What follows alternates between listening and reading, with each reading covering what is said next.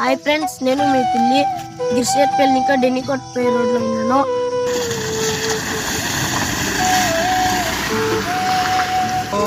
అనేవాళ్ళు చెక్కి ఎత్తలేదు మైన్ వాళ్ళు వస్తారు ఏదో పోతారు ఓటు ఆడుతారు తీసుకుంటారు.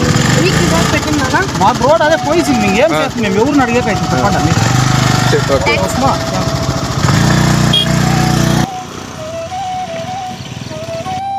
వాండ్లు పోవడంతో గుంతలో నీళ్లు నిండుకుంది. దాయాది గుంతేదని తెలియదు. చూడండి, గుంతులు ప్యాచ్ వర్క్ చేసేకి ఎవరితో మాట్లాడాలని నాకు తెలీదు. ఈ రోడ్ ఇట్లుందని పెద్ద అధికారులకి తెలుసో తెలీదు, నాకు తెలీదు.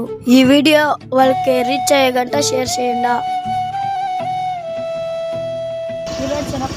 సరిపోయా మీరు యూట్యూబ్ లో ఎత్తండి రోడ్ ఎట్లుంది. 5 ఏళ్ళ నుంచి ఇదే ఉంది రోడ్డు. ఈ రోడ్డు మసీదు లేదు.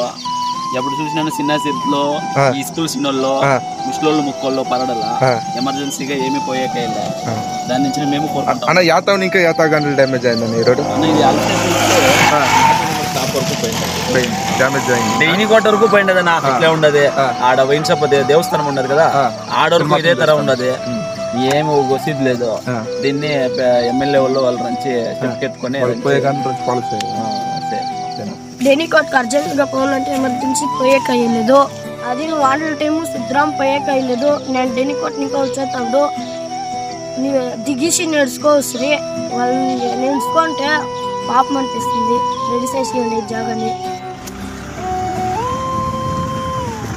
మీరు ఎంత బిర్నా షేర్ చేస్తారో అంత బిర్నా రోడ్ రెడీ చేస్తారు. అల్షెట్టి గిర్షేట్పల్లి చుట్టుపక్కల ఉండే ఊర్లంతా చేరి సపోర్ట్ చేయండి.